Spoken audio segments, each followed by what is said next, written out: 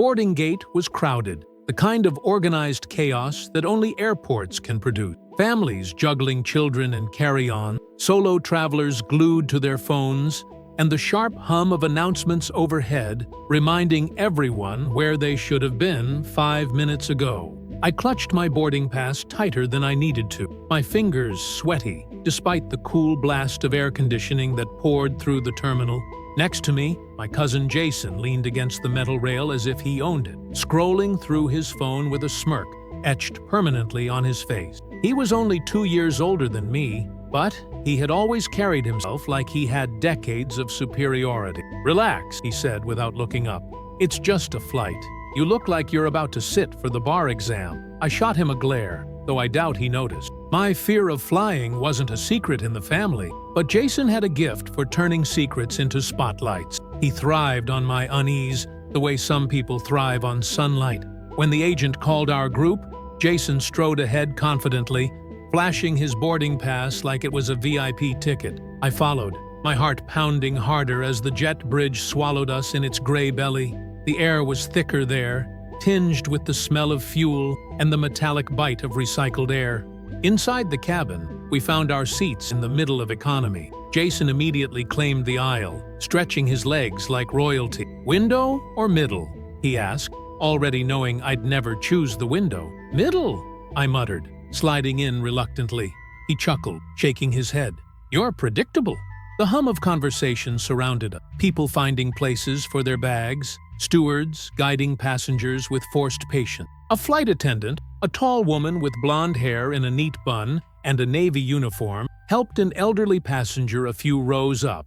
Her badge read Emily. She smiled warmly, though I could see the exhaustion in her eyes. As the plane filled, Jason started talking loudly about how safe planes were compared to cars, about how turbulence was nothing more than nature's massage chair. Passengers nearby glanced at him, some amused, some annoyed. I shrank into my seat. When the plane finally pushed back and the safety demonstration played, Jason leaned toward me. "Seriously, if this thing drops a few feet, just pretend you're on a roller coaster. Scream if you want, I'll film it."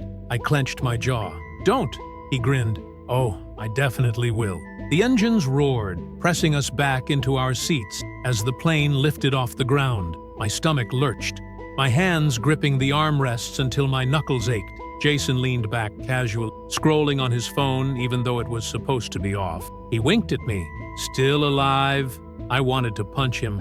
The flight smoothed after the climb, trays came out, drinks were served. Jason ordered a soda and clinked his plastic cup against mine like it was champagne. To survival. I ignored him, focusing on the in-flight map glowing faintly on the screen. Then, the first shudder came, a ripple through the plane, subtle but unmistakable. My body tensed immediately, breath caught in my throat. Jason noticed and smirked. "Here we go.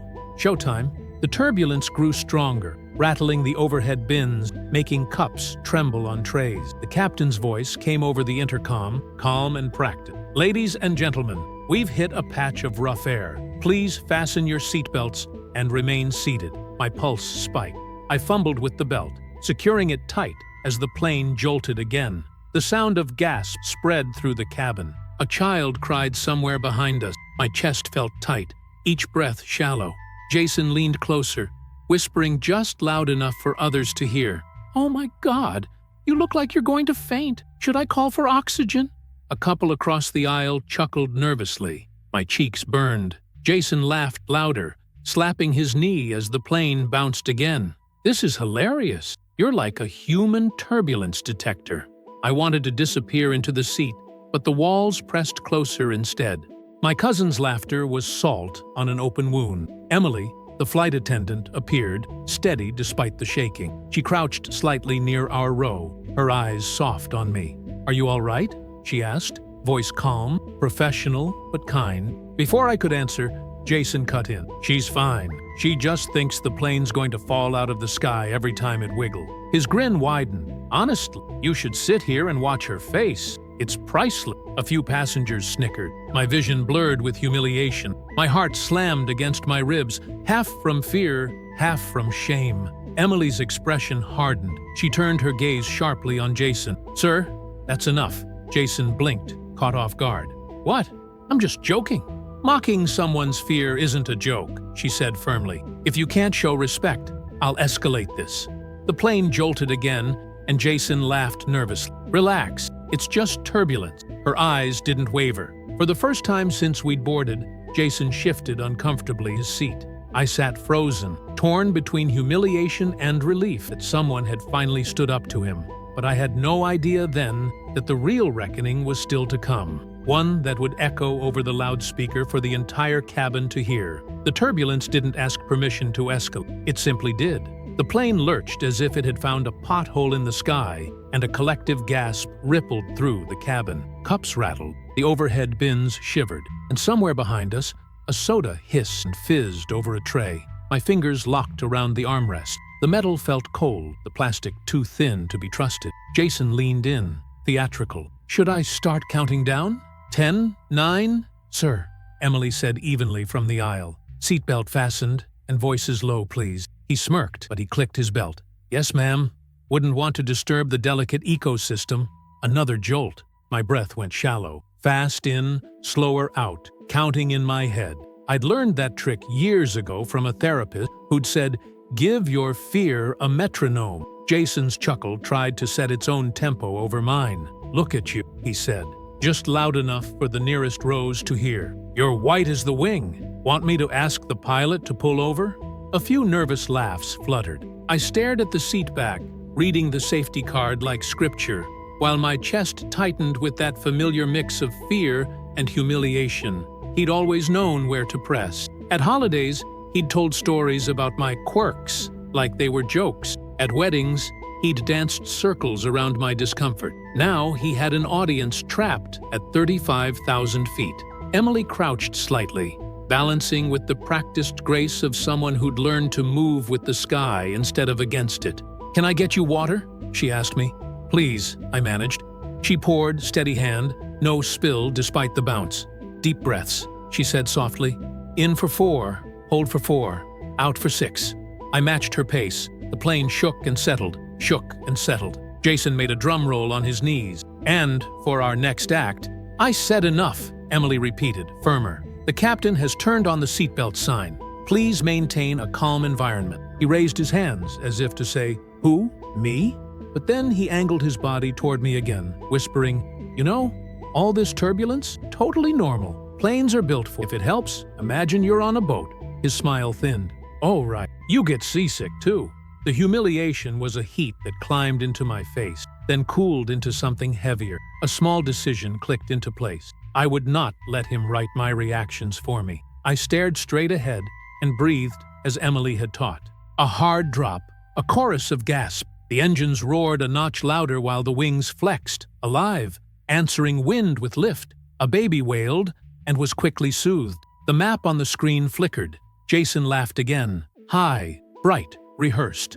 Then the intercom chimed. Ladies and gentlemen, the captain said, measured, warm, unmistakably in control. This is your captain speaking. We're in contact with air traffic control and adjusting our altitude for a smoother ride. For now, please remain seated with your seatbelts fastened. A breath moved through the cabin, the way people exhale when the adult in the room arrives, but the captain wasn't finished. And a quick reminder, he continued, voice still calm, that courtesy matters at altitude. We all share the same air up here. If you're seated in 21C, a pause thin as paper, please stop mocking your seatmate. You're not helping. Silence fell like a blanket. Heads turned, swiftly, unmistakably, toward Jason. He blinked, startled, color rising to his cheeks so fast it looked painful. A few seats ahead, someone breathed, wow. Another whispered, good. For a heartbeat, I thought I'd misheard. Then I saw Emily's eyes, steady on, and realized the captain had just called my cousin out by seat and crime. Jason tried for a grin, but it came out crooked. He can't be talking about me. A teenager across the aisle stage whispered, dude, you're 21C. Emily didn't gloat. She simply stood taller. Sir, that message was for you. Please keep your comments to yourself. Jason stared at her, at me, at the intercom speaker, as if the plane itself had betrayed him. The turbulence softened slightly. our new altitude catching smoother air, and the cabin exhaled again, this time with something like relief and a little bit of awe. The authority he always borrowed had been reclaimed by someone who actually had it. He slumped a fraction, belt biting at his waist. "Whatever," he muttered, and turned his face toward the aisle. I felt my shoulders release an inch I hadn't known they were holding. Heat gave way to a shaky gratefulness. My eyes stung, not from fear this time, but from the rare sensation of being defended. Emily refilled my cup, touch light, eyes kind. "Better?" she asked. "Yes," I said, voice hushed. "Thank you." She nodded once. "You're doing great." For 10 quiet minutes the cabin rested.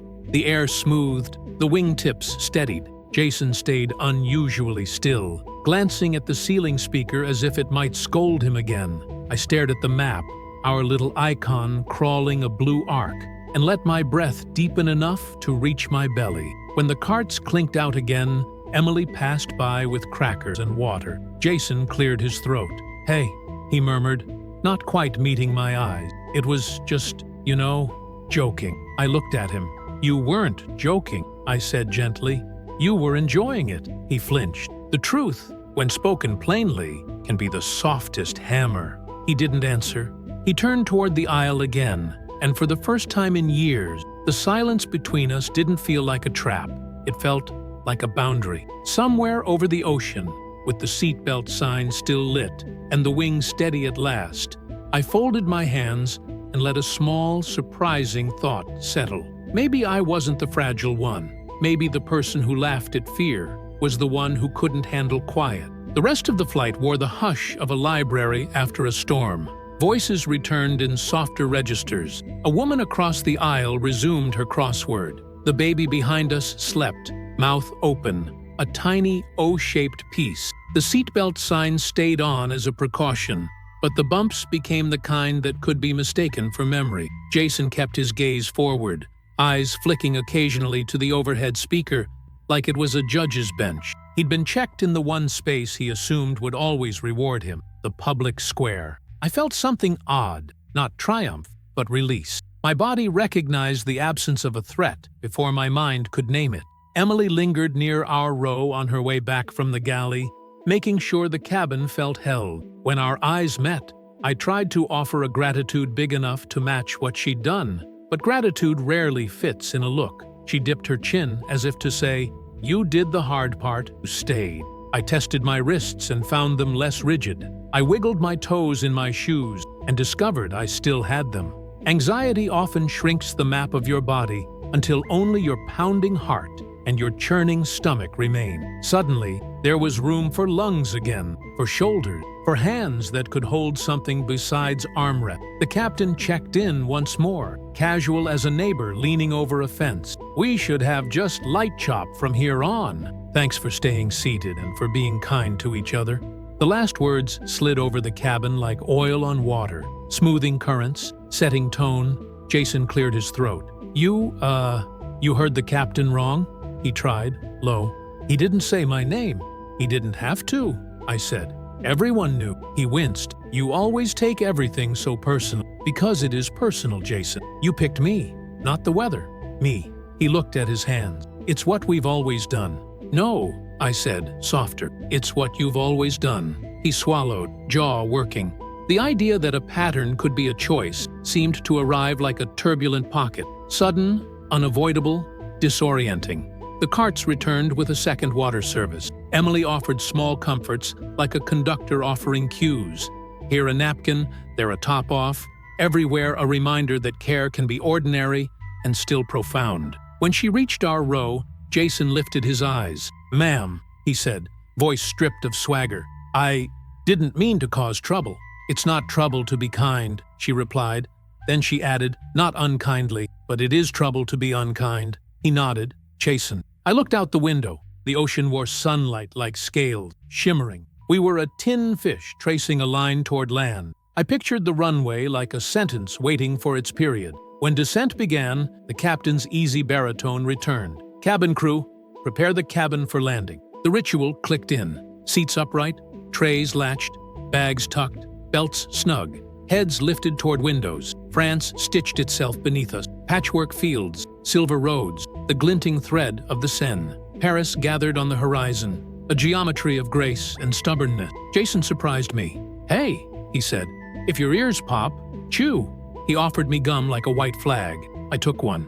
"Thanks." He glanced toward the speaker again, then at me. "So, I'm sorry." The words were quiet, unadorned. He didn't look noble, saying, he looked human. Somewhere in my chest, a knot loosened one loop. "Okay," I said. "Thank you." We touched down on a clean, decisive kiss of wheel, reverse thrust blooming, brakes biting.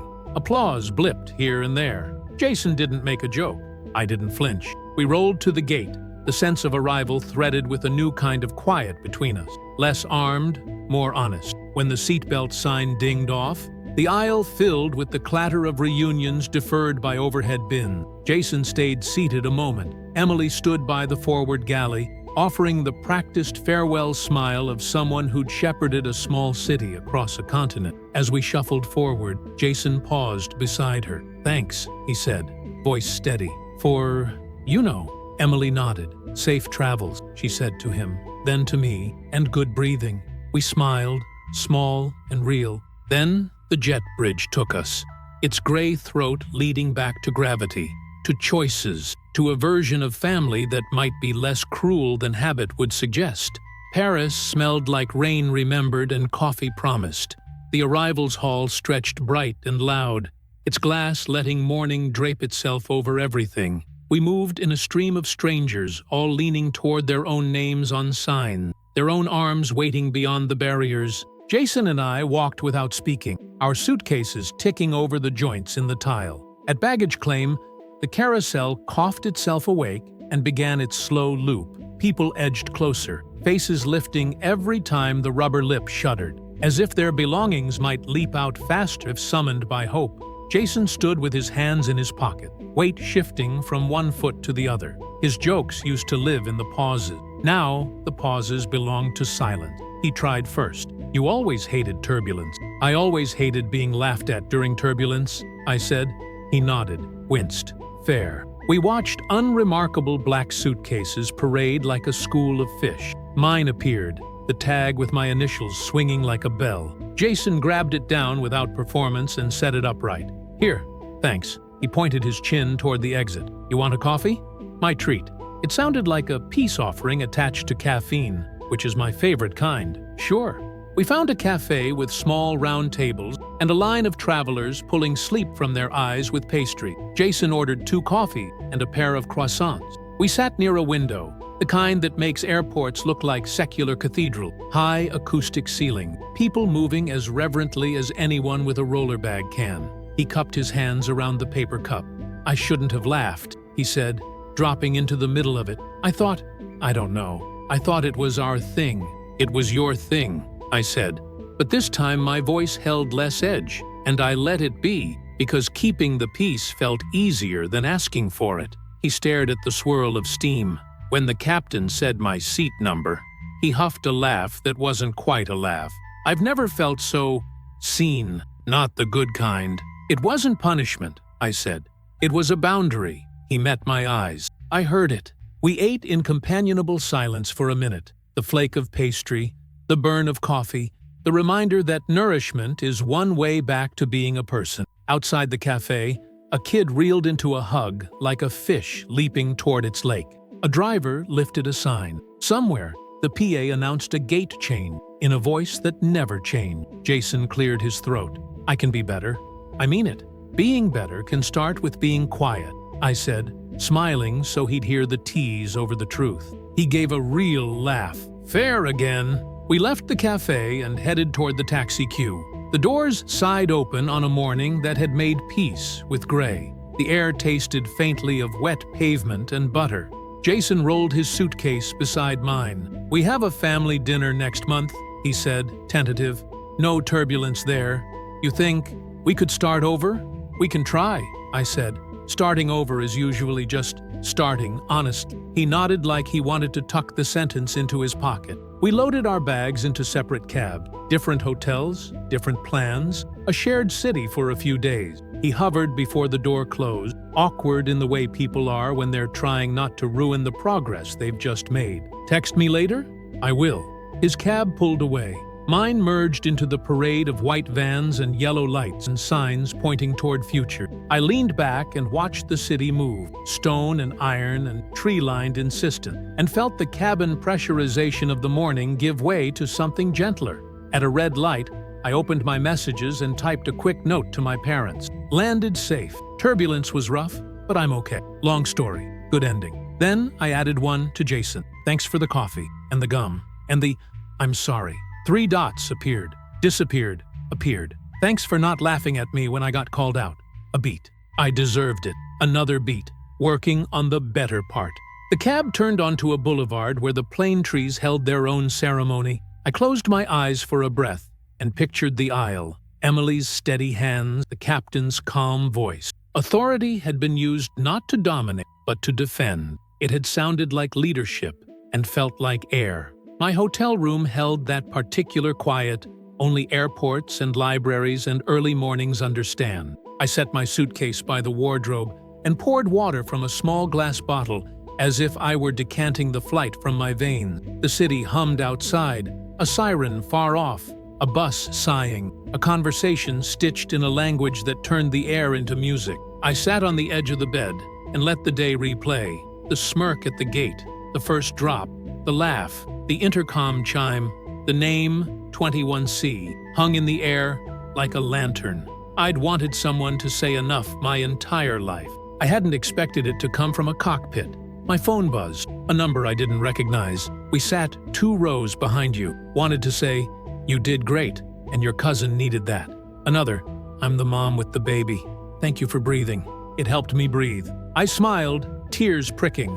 Not the sharp kind, the warm kind, like a radiator turning on. I typed a message to the airline feedback portal. Please commend Captain and FA Emily on flight Tadri Tuen for professionalism and empathy during turbulence. Their calm changed the cabin. I hesitated, then added, also, thank you for calling out bullying with kindness. It matters. A reply bounced back hours later, with the formal promise that commendations would be filed. It felt like sending flowers that could travel through time. In the afternoon, Jason texted, family chat later? I'll tell them I was a jerk before anyone asks how the trip is going. I typed back, I'll say we're working on new rules. He responded with a gif of a handshake that made me snort laugh in a Paris hotel, which is not a bad way to measure healing. I decided to walk. The city met me with a generous neutrality. It didn't care whether I'd been brave or scared. It only required that I cross streets when the little man turned green. I found a bench by the river and watched tour boats draw cursive on the water. A wind lifted the hair at my neck, cool and clean. 2 seats down, a couple argued softly about a map. One wanted monuments, the other wanted a bakery. Both were right. Above us, a line of clouds made an argument with the sun and let it win eventually. A small boy dropped his toy car near my feet. I picked it up and handed it back. He said, merci, like he was proud of the syllable, and ran to show his mother how polite he'd been. My heart, freshly tender, took the compliment like a vitamin. When I headed back, a notification pinged, airline survey, how was your flight?